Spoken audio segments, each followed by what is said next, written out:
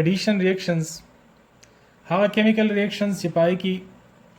یو پای باند ریپلیس شي په 2 سیګما بانډز باندې دا څه قسم chemical reaction ته ویل کېږي addition reaction کما example هغه سره د الکین د فرست ممبر ایثین د سره چې کله هایدروجن ملاو شي نو د دې د پای باند ریپلیس شي په 2 سیګما بانډز باندې او دا نیو مالیکول چې کومه هایدروجن مالیکول له دا د سره 8 شي 2 سیګما بانډز جوړ شي دا څه قسم ریاکشنز ته ویل کېږي اډیشن ریاکشنز څنګه چې د ریاکشن کې تاسو تخکاری چې دا پای باند ریپلیس شوی دی په 2 سیګما بانډز باندې electrophilic addition reactions هغه addition reactions that are initiated by electrophile are known as electrophilic addition reactions تاسو مخه ته एग्जांपल له ایثین په حواله سره د دې سره یو پولر ریجنټ HBr ملاو شوی دی اور په ریزلټ کې ایډیشن شوی دی پای باند ریپلیس شوی دی په 2 سیګما بانډز باندې یو طرف ته هایدروجن کنیکټ شوی دی او بل طرف ته برومین دا زموږ سره د electrophilic addition reaction یو एग्जांपल دی اوس د دې میکانیزم طرف ته راځو دا زموږ سره په 100 سټپ کې کیږي نو څنګه چې موږ ویل چې these are initiated by electrophile نو پهلنی سټپ چې دی هغه د electrophile formation دی HBr hydrogen bromide یو polar molecule له د bromine electronegativity د hydrogen نه سیوا ده this is partial negative end and this is partial positive end نو پہلا د دې باند بریکینګ کیږي اور هیټرولاایسس کیږي او د هیټرولاایسس پر ریزلټ کې دا پیر اپ الکترون چې کوم شیر شوی دی نو دا برومین طرف ته شفت کیږي نو پر ریزلټ کې جوړ شي H+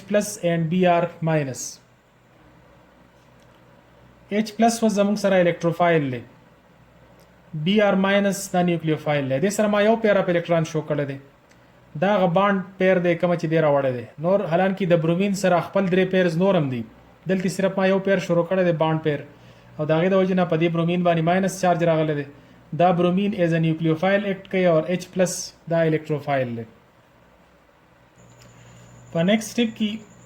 د الکین اور د الکتروفایل انټریکشن کیږي الکتروفایل دا الکترون لیوینګ سپیشي دا او د الکین سره چې کوم پای الکترون دي نو دا ایکسپوزډ دي د دې وجه نه چا سره چې پای الکترون موجود وي نو هغه موږ ایز ا نیوکلیوفایل کنسیډر کوو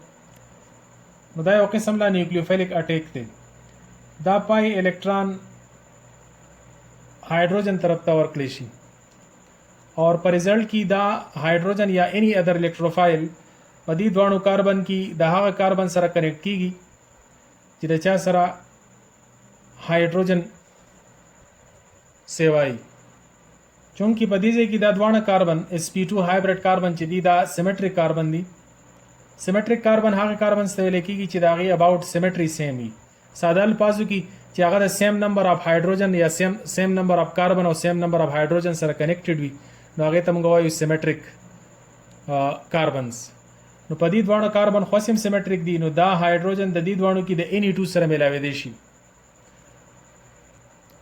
د دې په کیس کې زموږ سره نیکسٹ کاربن الکترون ډیفیشنٹ شي لکه چې پای الکترون ایز ا سیګما شیپ شو هایدروجن طرف ته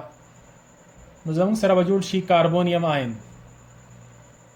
دا سټپ سمپلی موږ دا سم لیکلی شو په سټپ 3 کې د فرست سټپ چې کوم نیوکلیوفایل دی نو هغه د کاربونیم آین سره ملاو شي اور په ریزلټ کې زموږ سره مالیکولز موږ سره پیدا شي دا کاربونیم آین دی اور سٹارټ کې زموږ سره بروماید آین پیدا شو نو دا بروماید آین ایز ا نیوکلیوفایل له نو دا نیوکلیوفایل خپل پیر اپ الکترون ډونیټ کی د کاربن طرف ته او زموږ سره برومو ایثین جوړ شي CH3 CH2 Br تاسو وکړه اډیشن ریاکشن وشو دا په دې درې سټپ کې کیږي دا د میکانیزم دی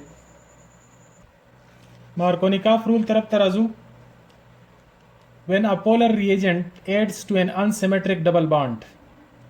the positive part of the polar reagent becomes attached to the double bonded carbon atom which bears greatest number of hydrogen atoms کله چې موږ یو پولر ریجنټ یا asymmetric reagent یا polar reagent ایڈ کو یو unsymmetrical double bond طرف ته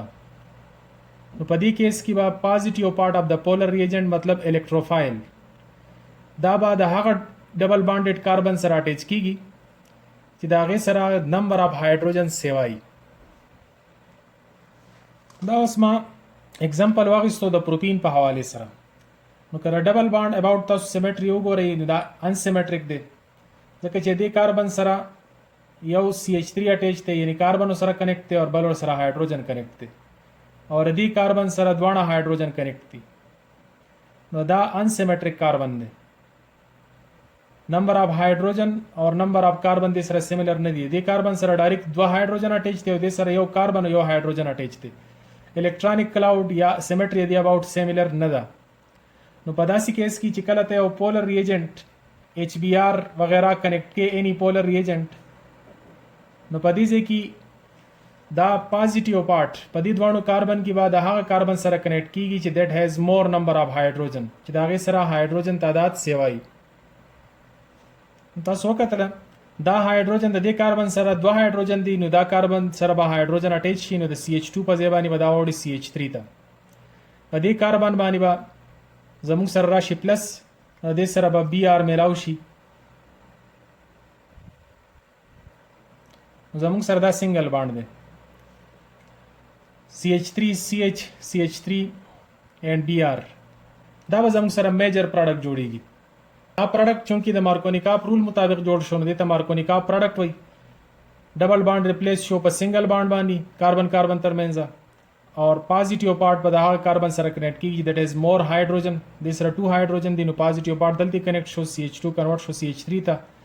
اور نیگیټیو پارت د بل کاربن سره this is مارکونیکاپ پروډکټ او دا پروډکټ به زموږ سره وی میجر پروډکټ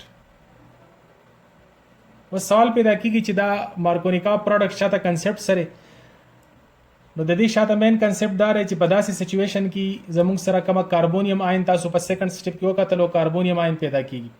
نو په دې کیس کې زموږ سره پیدا کیږي سیکنډري کاربونیم اور سیکنډري کاربونیم مور سټیبلی د پرایمري کاربونیم نه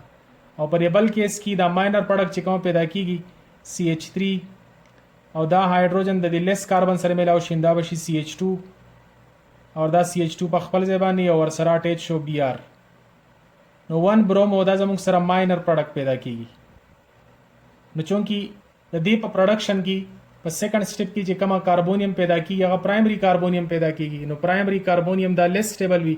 اور د دې په میکانیزم کې که تاسو میکانیزم وکړئ څنګه چې بره تاسو ته شوی دی د دې پای کې سیکنډري کاربونیم پیدا کیږي اور سیکنډري کاربونیم مور سټیبلی دا مونږه مخکې په هایپر کنجوګیشن کې دا خبره ایکسپلین کړې ده